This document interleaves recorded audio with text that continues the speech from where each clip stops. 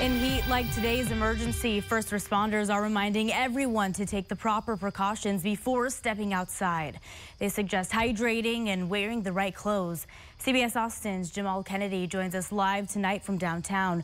Jamal, what else are first responders saying when it comes to combating this heat? Well, Farah, first responders and officials are all saying one thing, is that you should be taking these high temperatures and this extreme heat very, very seriously. The easiest thing to do is to be able to avoid it. Pflugerville Fire Department Captain Brian Lucas says when it comes to this summer heat, it's best not to play around. You can get out in the cooler morning hours or the later evening hours to do the things you need to do outside and just stay out of the heat altogether. That's going to be your best bet. Right now, Central Texas is in a stretch of 6 consecutive days of 100-plus degree heat.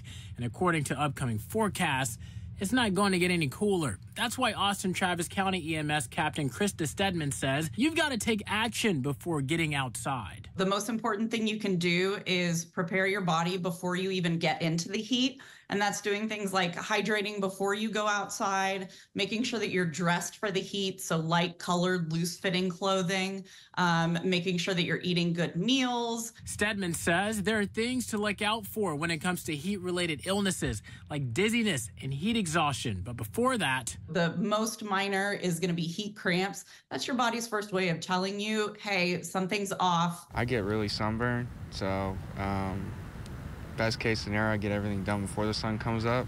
Griffin Stark says he likes to exercise, even in the summer. But his way of beating the heat is getting out on the trails as early as possible. Some pretty nice trails. You do that during the day, it's already 100 degrees, so it's a little bit too hot for that. But it's not just those looking to enjoy their days outside who need reminders about heat safety. Lucas says during the summer, discussing heat safety with firefighters in his unit is part of protocol. We're constantly given the weather reports. We have work rest cycles that we adhere by due to whatever the humidity is going to be, as well as the temperature. Lucas says if you're going out into the heat, remember to take breaks. Try to stay in the shade, just avoid long durations of heat exposure. Now, Stedman says if you start feeling dizzy or nauseous while you're outside, then you're experiencing heat exhaustion and you need to get inside as fast as possible. For now, reporting live in downtown Austin, Jamal Kennedy, CBS Austin News. Well, these record-breaking temperatures are taking a toll on our health. Doctors say they're even seeing an uptick in people going to the hospital right now. Fox SA's Amanda Henderson explains why they say this is the case. This is the one place you'll find people in San Antonio. Amid record-breaking heat, we found Angelisa and Shalonia Box-Morayo. You can get in the water every 10 minutes and it keeps you definitely cool. Both say they are taking extra precautions to avoid heat illnesses. We definitely hydrate all morning before stepping out in the afternoon. In the past 2 weeks, more than 70 heat-related illnesses were reported in Bexar County, the highest 2-week total since the end of May, start of June. We've seen overall fewer people, but we've seen more of them in the last 2 weeks. The vast majority of Bexar County's heat-related illness cases are heat exhaustion. When you have a lot of hot days leading up to what we're experiencing now, your body sort of acclimates and kind of gets used to it. We haven't had much of that this year. Dr. Ralph Riviello says this week's sharp rise in temperatures can have a harsher impact. Sometimes people don't recognize this early warning signs or think they could just trudge through and get something done, and then they, develop heat exhaustion and have to seek medical attention. Some symptoms include headache, nausea, and confusion. Dr. Riviello says being prepared is critical. Having access to plenty of water is very key. And here's the thing, we know it's hot outside. I know it's hot outside because I'm here, but even right now it's close to 100 degrees and the sun is down, so you can imagine Dr. Riviello says these next couple days are going to be critical as the heat continues its grip on South Texas. Make sure you have, like you mentioned, plenty of water and you're going inside or to air condition if necessary. For Fox SA, I'm Amanda Henderson. It is on as hot summertime temperatures are here and they're probably going to stick around for the next month or so at least. As News 4 San Antonio's Ethan Trejo explains, if you're not careful, the heat can start to cause some mental health issues. Here's what to look out for. I have a lot of friends, family that just stay inside most of the time. And I mean, ain't nothing wrong with it, right? You may not have noticed it, but shifts in your behavior may be the result of a mental health illness called seasonal affective disorder. It's a type of depression that usually creeps its way in during the hot summer months here in San Antonio. The disorder affects millions of people. Adriana McKinnon is a licensed therapist who works at the Children's Bereavement Center. She says one of the main contributors to the disorder has to do with people trying to escape the heat. That means when you keep yourself isolated inside to avoid the sun, you could be putting yourself at risk to develop seasonal affective disorder. They feel fatigue, low energy, changes in appetite, and mainly loss of interest in activities. But McKinnon also says that overexposure to the summer heat could cause other issues like irritation and difficulty concentrating. So what's the solution? McKinnon says that it's important to find a balance between getting healthy sunlight and keeping your body levels cool. Maybe shorter walks, early morning light therapy can benefit to a lot of people. Maintain a regular routine with your sleep hours and also your meals. We asked some people at Woodlawn Lake what they do to make sure they find a balance. Go for a run, enjoy the scenery. San Antonio has a lot of places like this. So I meditate. With the sun, it's hard to do that, right? So keep calm, especially when it's so hot, just beaming down on you. Ethan Trejo, News 4, San Antonio. It's pretty rough. We encourage, obviously, lots of water. We have water breaks. We have people bring a half-gallon water jug. Hydration, you know, everything is hot in Texas. That's right. It's the dog days of summer, but that's not stopping this band from taking the turf, or in this case, the concrete. McCallum High School Marching Band, or the MAC Band, has been practicing all summer long. Even in these triple-digit temperatures, they're making sure they stay hydrated so they can put on a show-stopping number. And we're told they've never dealt with a heat-related emergency before. But as you can see, they're prepared to take action if needed. We also have a cooling station. It's full of ice and water. And if someone has some problem with like a heat, exhaustion or stroke or something like that. So we get it down here where there's shade, we put it in. I take this cooler full of ice and I dump it in to the tarp. Then we put the kiddo in there. We get the water bucket, we pour that in there. We have students assigned to the corners of it. And basically, we cover the kid up like a big taco and just make sure they start cooling down as soon as possible. Yeah.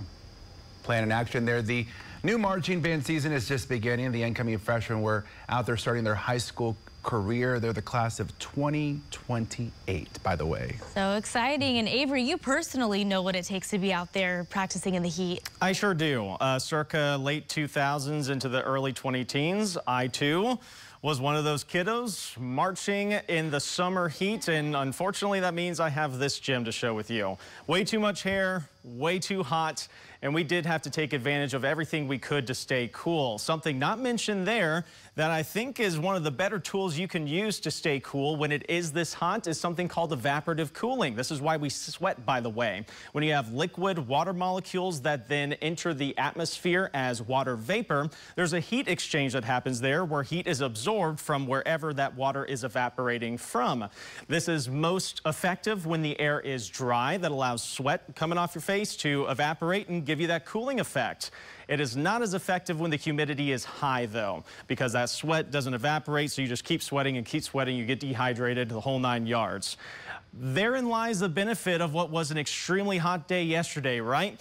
Here's the setup that happens on extremely hot days with high pressure overhead. In the morning hours, when the sun hasn't risen yet, the atmosphere kind of stratifies, and as a result, you get this flow off of the Gulf of Mexico, really humid in the morning hours, but when the sun does start beating down, that leads to what we call boundary layer mixing, where humid air at the surface mixes with drier and hotter air aloft. So while your afternoon temperatures under the sunshine get hotter, your humidity can drop quite a bit. And this showed up yesterday, no doubt about it, with a high temperature record shattering at 109 in Austin. That had a humidity in the afternoon of around 20%, which means that if you fully take advantage of the cooling potential of the atmosphere, you could drop the temperature of your body, or at least the surface of your skin, to 75 or 80 degrees. That's why whenever I'm outside doing anything, or if my kiddo's outside, little Mr. Fan. That's how you take advantage of it. Yeah, good idea. Or I have one of those fans that you plug into your phone when it's hot. And you can just, I'm telling you, just get a little Mr. Fan, fill that little bottle of mist with ice water too. Gets even better. The heat advisory continuing today for most of central Texas, and with it, the same reminders from officials about hydrating and protecting yourself when out and about, and that includes your pets as well. These tips don't just help us, they might save us from a breakdown on the side of the road, and extends to our vehicles. CBS Austin's Jamal Kennedy spoke with both car experts and owners and has more tonight. Walt, experts say just like when it comes to your personal health, if you're not careful, the excessive and extreme heat could have serious impacts when it comes to your car. Really important to be aware of how heat impacts your vehicle. The hotter it gets outside, the higher at risk your car becomes, according to AAA Texas spokesperson Daniel Armbruster. And so we know, like heat and vibration on a traditional vehicle, a battery's worst enemy. Armbruster says whether you drive a traditional, hybrid, or electric vehicle, once temperature reaches 95 degrees and above, the damage starts to look the same. It can shorten the range of an electric vehicle, and it can shorten the life of a traditional battery in a gas combustible engine. How long have you been an electric vehicle owner, if I may ask? Yes, it's about, I would say, almost 2 years now. Kate Traver says she's noticed a difference recently when it comes to driving her Tesla. It wasn't until just this last month or so when we started getting to 100-degree weather that I noticed, give or take how hot it gets, I can lose about 20 miles off my car. AAA says there's a reason for that. A study conducted by the company shows that an electric vehicle can lose up to 17% of its range due to the excessive heat. Essentially, the chemicals inside an EV battery are not as efficient when the temperatures get too hot or too cold. Travers says these impacts have seen her spend more time than usual charging her vehicle. Normally, it would be once a week for charging, and that would get me, around. But I'm noticing every few days now instead. It's not just the batteries that you have to worry about this time of year, experts say, but your tire pressure too. It's over, well over 100 degrees, and you're driving on underinflated tires. That generates extra friction and can cause a blowout. So if you want to try and beat the heat, Armbruster says your best bet is to keep your car parked in a cooler place. Maybe in the shade, in a garage is ideal, but you don't want to leave your vehicle out in the open sun. There's a list of tips and guidance on driving in the excessive heat on the AAA website. For now, reporting in Austin, Jamal Kennedy, CBS Austin News. We all know it's hot out there and it can affect our cars. KTexas reporter Brenna Gibbons went to Discount Tire to find out how to protect our tires. It's important to check your tire pressure with it being so hot recently. Much like the heat takes a toll on a person, it takes a toll on your tires as well. Yeah, so heat, especially here in West Texas, is pretty brutal on tires. You think tires is rubber. So what happens over time is that rubber has a tendency to dry out. J.W. Alexander, the store manager at Discount Tires, says it's important to pay attention to your tire pressure as the weather changes. So tire pressures are very sensitive when it comes to the temperature. For every 10 degrees the temperature drops, you do lose a pound of air pressure. So with it being so hot here, that fluctuation in air pressure is going to happen, not as bad in the summertime, but when those cooler weathers do come, that temperature does affect the air pressure on the tires. He says you need to check on the tire pressure at least once every month. The main thing is just tire rotations. Make sure you're rotating your tires regularly. Don't be afraid to come in at any time. Anytime you're hesitant on the tires or before you take a road trip, I always recommend coming in before you hit the road. Those roads, with it being so hot, does take a toll on tires as well. Age cracking is big here in West Texas. As the tire heats up, it expands, and those cracks do expand as well, and that's when you're more susceptible to having tire failure. Alexander says there is a way to keep an eye on your tire's tread at home. So if you could check your tread depth by just putting a penny on your tread, if you see Abe Lincoln's head, then it is time for new tires. I do recommend replacement on age at 6 years. Sometimes in West Texas a little sooner, just depending on how hot it is. The heat can also affect your car's battery. Some ways to help protect your car battery would be to park it in the shade and avoid using it to run lights, the stereo, or other accessories when the engine is not on. In Abilene, I'm Brenna Gibbons, KTexas News.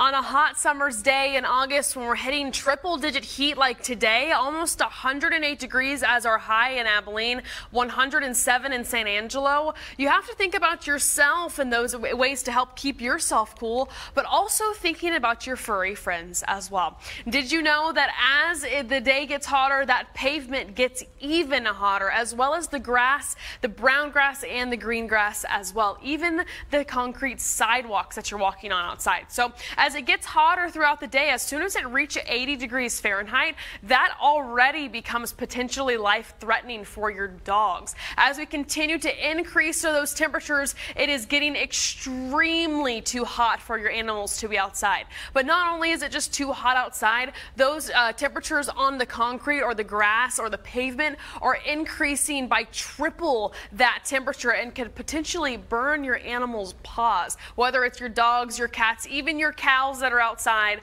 need that shade and water as well. So as we're going throughout today, be careful as you're heading outdoors. We have those cooler temperatures in the morning, or slightly cooler in those 80s, but you still want to be very, very careful. That pavement heats up very, very quickly. It only takes about an hour or so for those temperatures for that pavement and concrete to heat up even warmer. By the end of the day today, getting to those really hot temperatures where you really shouldn't be taking your dogs outside. I have boots for Walter. That's one way you can help prevent their paws from getting burned, but also knowing the signs of heat stroke in pets.